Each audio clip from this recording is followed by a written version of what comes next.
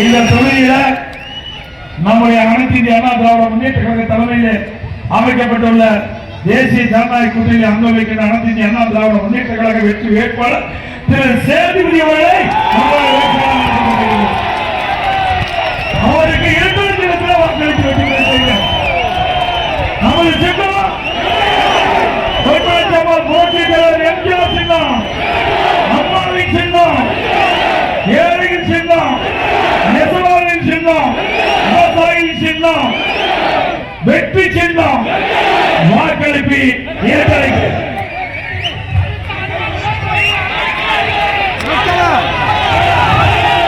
என்ன விட நீங்க வேகமா இருக்கிறீங்க.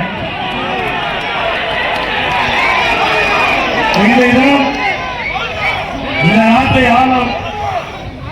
யார் வர வேண்டும், யார் அப்புறப்படுத்த வேண்டும் என்பதற்காக நடைபெறுகின்ற சட்டமன்ற பொதுத்தேர்தல்.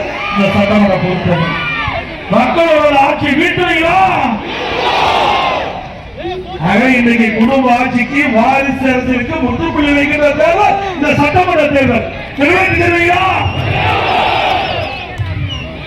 திரு கருணாநிதி குடும்பம் தான் இந்த நாட்டை ஆள வேண்டும் என்று நினைத்துக் கொண்டிருக்கிறது. இந்த தேர்தலில் அந்த தலையெழுத்தை மாற்றக்கூடிய வாய்ப்பு உங்களிடத்தில் கிடைத்திருக்கிறது. செய்வீர்களா? திரு கருணாநிதி குடும்பம் அரச குடும்ப குடும்பமா? அரசர்கள் ஆண்டிய பொழுதுதான் அவருடைய மகன் இளவரசர் மொழி சொல்லுவாங்க. அப்படி திரு கருணாநிதி பிறகு ஸ்டாலின் பிறகு திரு உதயநிதி, ஏன்னா அவங்களுக்கு அந்த தமிழ்நாடு பட்டா போட்டு கொடுத்துருக்குது. ஏன் ஒருத்தர் இங்க நிற்பவர்கள் யாரோ ஒருவர் வந்தா மக்கள் ஏற்றுக்கொள்ள மாட்டாங்களா? ஏன் முதலமைச்சரான கையெழுத்து போட செல்லாதா? இனி தமிழகத்தில் வாழ்கின்ற அத்தனை மக்களுக்கு உரிமை உண்டு. ஆட்சி இந்த தேர்தலோடு திரு கருணாநிதி குடும்பம் இனி ஆட்சிக்கு வர முடியாத ஒரு சூழ்நிலை ஏற்படுகின்ற தேர்தல் இந்த சட்டமன்ற தேர்தல். செய்வீர்களா? இந்த ஆட்சியில சட்ட ஒழுங்கு அடியோடு செய்து விட்டது. பெண்களுக்கு பாதுகாப்பு இல்ல, சிறுமிகளுக்கு பாதுகாப்பு இல்ல, பாட்டியம்மாள் கூட பாதுகாப்பு இல்ல. ஒரு அவனுடைய ஆட்சி வேண்டுமா? அனைத்து அண்ணா திராவிட முன்னேற்ற கழக ஆட்சி இருக்கும்போது சட்டத்தின் ஆட்சி நடைபெற்றது. மக்களுக்கு பாதுகாப்பு கொடுத்தோம். யார் தவறு செய்தாலும் சட்ட ரீதியாக நடவடிக்கை எடுக்கப்பட்டது அதிமுக ஆட்சியில். அதனால சட்ட ஒழுங்கு நிலையாட்டப்பட்டது. இன்றைக்கு திறமையில்லாத ஒரு முதலமைச்சர், பொம்மை முதலமைச்சர் நாட்டை ஆண்டு கொண்டிருக்கிற காரணத்தோட இன்றைக்கு சிறுமிகளுக்கு கூட பாதுகாப்பு இல்ல. 2 வயசு குழந்தை கூட இன்றைக்கு பாலியல் சீண்டலுக்கு உட்படுத்தப்பட்டு கொலை செய்கின்ற நிகழ்வு தமிழ் மொழியில் ஏற்பட்டுக் கொள்கிறது. இந்த நிகழ்வு பொறுப்பானவர் நாட்டுடைய முதலமைச்சர். இன்றைக்கு சமூகத்துறை அமைச்சர் குறிப்பிடுகிறார். தூத்துக்குடியில் நடந்த ஒரு நிகழ்வில் தமிழ்நாட்டை சேர்ந்த சமூகத்துறை அமைச்சர் தெரிவிக்கிறார். 1999 போக்சோ வழக்குகள் பதிவு செய்யப்பட்டு அதற்காக 84 கோடி நிவாரணம் கொடுக்கப்பட்டதாக பெருமையா பேசுறார். போக்சோ சட்டம்னா சிறுமிகள் பாலியல் சீண்டலுக்கு உட்படுத்தப்பட்டு அதில் பதிவு செய்யப்படுகிற வழக்கு போக்சோ வழக்கு. 1999 வழக்கு பதிவு செய்யப்பட்டு சொன்னால் 5 ஆண்டு திராவிட முன்னேற்ற கழக ஆட்சியில் 1999 சிறுமிகள் பாலியல் சீண்டலுக்கு உட்படுத்தப்படுகிறார். இந்த ஆட்சி தேவையா? இன்றைக்கு போதைப்பொருள் கஞ்சா விற்காத இடமே இல்லை. இவ்வளவு பிரச்சனைக்கு காரணம் கஞ்சா போதை ஆசாமிகள். இன்றைக்கு இந்த ஆட்சி ஏற்படுவதிலிருந்து கஞ்சா விற்பனை அமோகமா நடக்குது. அதை தடுத்து நிறுத்த திறமையற்ற முதலமைச்சர். ஏன்னா திமுக கட்சிக்காரர் பெரும்பாலும் அதற்கு துணை இருக்கின்ற காரணத்தில் கஞ்சாவை இந்த ஆட்சியால அகற்ற முடியல. அண்ணா திமுக ஆட்சி வளர்ந்தவுடன் 3 மாதத்தில் இந்த கஞ்சா தமிழகத்தில் இல்லை உருவாக்குவோம். தமிழகத்தில் அறவே கஞ்சா விற்பனை இருக்காது. சட்டத்தின் ஆட்சி நடைபெறும்.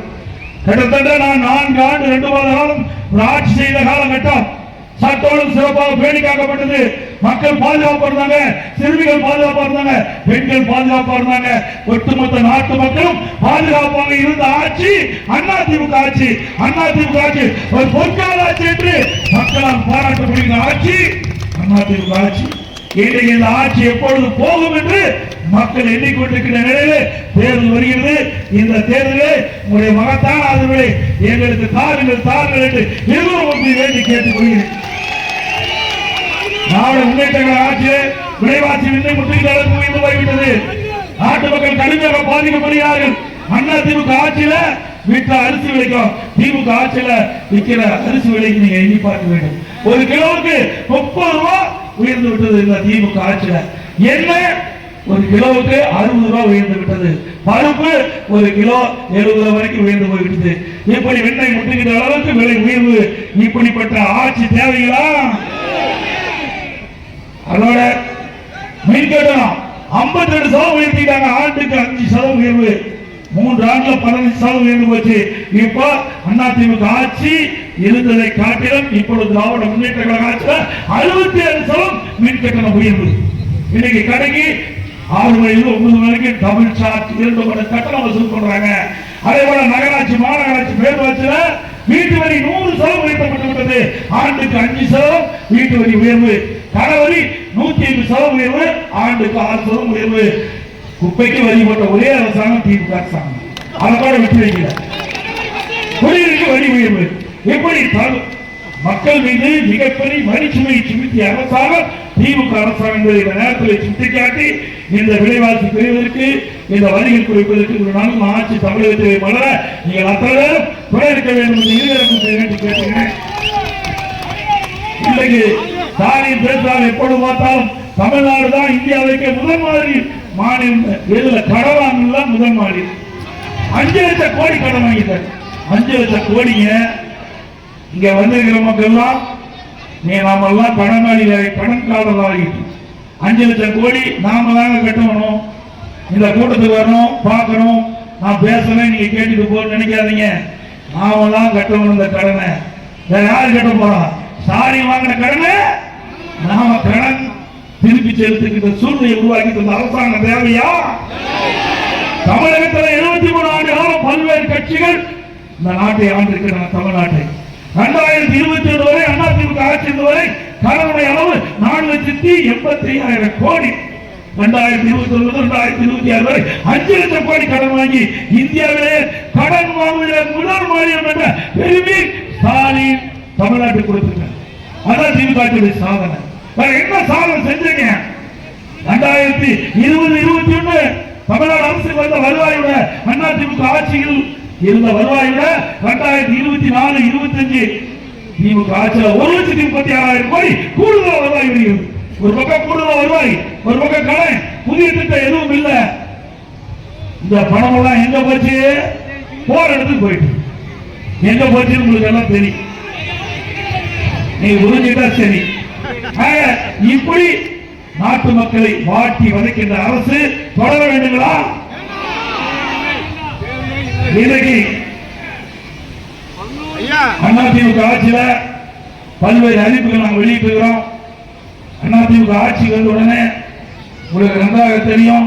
எங்களுடைய தேர்தல் அறிவிப்பு சிறப்பான தேர்தல் அறிவிப்பு.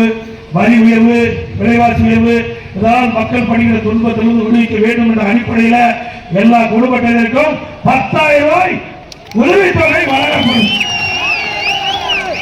எல்லாம் வங்கி கணக்கில் செலுத்தப்படும். திமுக 100% ஆட்சிக்கு வர முடியாது. 100% ஆட்சிக்கு வர முடியாது. ஆனா இப்போ ஒரு அறிவிப்பு கொடுத்துருக்காங்க, கூப்பன் கொடுக்குறாங்க. எதுக்கு? திமுக தான் கூப்பன் கொடுப்பான். அவருடைய வழி பணம் லஞ்சம் கொடுத்தா வாங்க முடியும். அதுவும் இன்னும் பிராண்ட் சொல்லிடுவாங்க. இந்த குக்கர் வாங்கினா தான், இந்த மிக்சி வாங்கினா தான் இந்த கூப்பன் கொடுப்போம். அந்த கூப்பன் போய் அந்த மிக்சி